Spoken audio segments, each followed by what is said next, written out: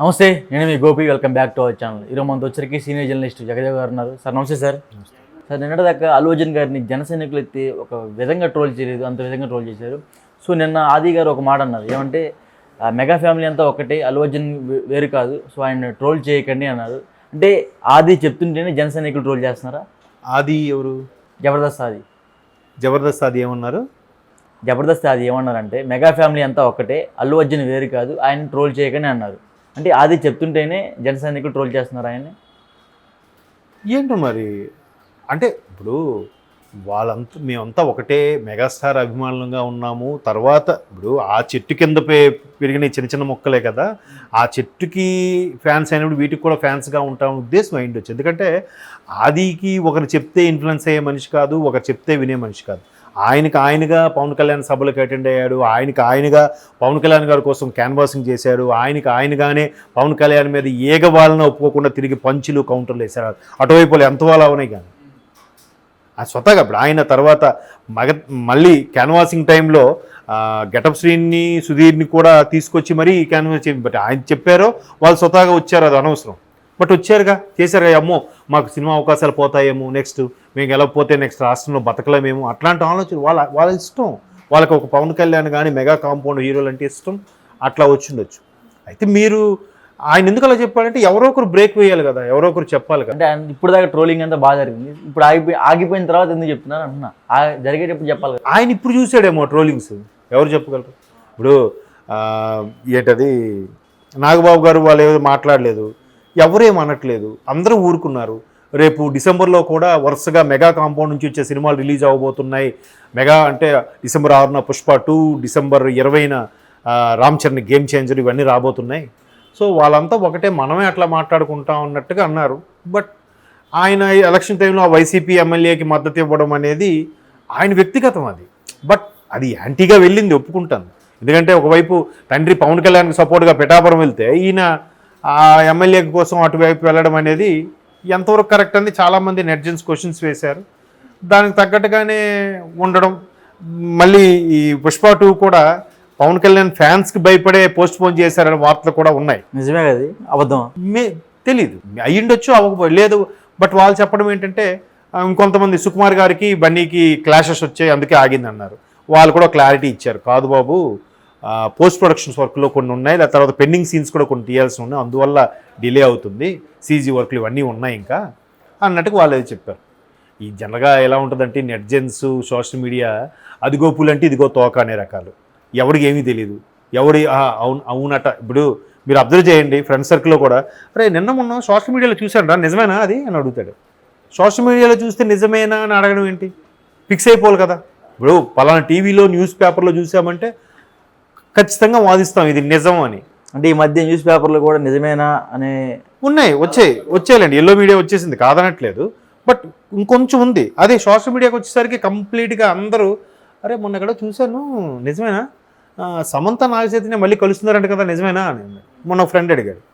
ఎక్కడ చూసాను? ఇక్కడ యూట్యూబ్లో చూశాను రా, వీడియో పూర్తిగా చూసి మాట్లాడరా బాబు, నాకు తెలియదు దాని గురించి అని చెప్పాను.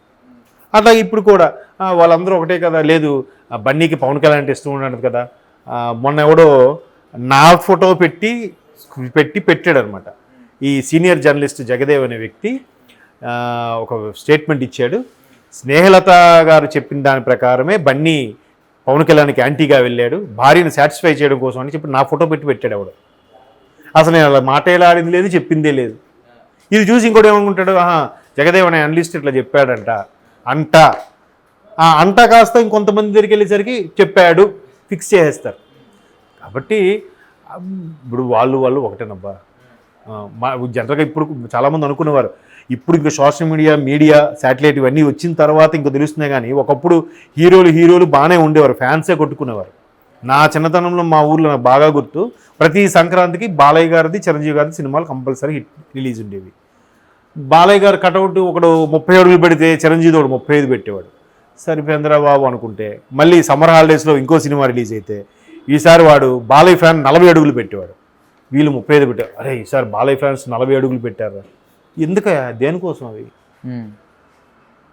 ఆ కటౌట్ పెట్టే ఆయన పేరు చెప్పి నలుగురు అన్నదానం చేయండి, ఒక రకం ఇవి చేయండి, పాలాభిషేకం పై నుంచి మళ్ళీ బిందెలతోని ఆ పాలంతా నేలపాలే. ఇప్పుడు భగవంతుడికి అభిషేకం చేశారని అర్థం ఉంది. వ్యక్తి ఆరాధన ఎక్కువైపోయింది మన దగ్గర. సో అట్లాగా బట్ పవన్ కళ్యాణ్ కూడా బన్నీ మనవాడు కాదు అని నేను చెప్పలేదు. అంతంత విమర్శలు చేసి అంత ట్రోల్స్ చేసి ఆయన ఘోరంగా అవమానించిన వైసీపీ వాళ్ళని ఆయన ఏమనట్లే. ఇప్పుడు ఎందుకులే, ఇప్పుడు అవన్నీ ఎందుకు, ఇప్పుడు మనకు ప్రభుత్వం మన మీద బాధ్యత పెట్టింది, ఈ బాధ్యత నిర్వర్తించాలన్నట్టు మాట్లాడుతున్నారు అధికారం వచ్చిన తర్వాత కూడా. ఇంకా బన్నీ లాంటి వాళ్ళు వాళ్ళని వీళ్ళని ఆయన సినిమాలు చూడకండి అట్లాంటి ఏం చేయలేదు. ఇంకా పవన్ కళ్యాణ్ ఫ్యాన్స్ బన్నీ సినిమాను అడ్డుకుంటాం, పుష్ప 2ను అడ్డుకుంటాం అని స్టేట్మెంట్ ఇచ్చారు, కానీ ఆయన ఏం చెప్పలేదు. ఇప్పుడు చాలామంది లేదు ఆయనే లోపల నుంచి చెప్పారు అని కూడా చెప్తారు. క్యాన్వాసింగ్ టైంలో చాలామంది ఇది పిఠాపురం వర్మ గారు చెప్పిన మాటలు నేను చెప్తున్నాను, నాకు తెలియదు. అంటే ఆ చుట్టుపక్కల సరౌండింగ్స్లో కూడా వద్దు చెప్పారు. ఎవడో ఒకడు ఎన్ఆర్ఐ వచ్చేవాడట, బాబు మీరందరూ కలిసి పవన్ కళ్యాణ్ గారికి ఓటేయాలి, మీ ఊరికి ఏం కావాలి, వాటర్ ట్యాంకా నేను కట్టిస్తా అని చెప్పి వెళ్ళిపోయాడు ఎవరో ఎన్ఆర్ఐ. అలాగే ఎవరికి వాళ్ళు స్వచ్ఛందంగా వచ్చి పవన్ కళ్యాణ్ గారి కోసం క్యాన్వాసింగ్ చేసిన సందర్భాలు ఉన్నాయి.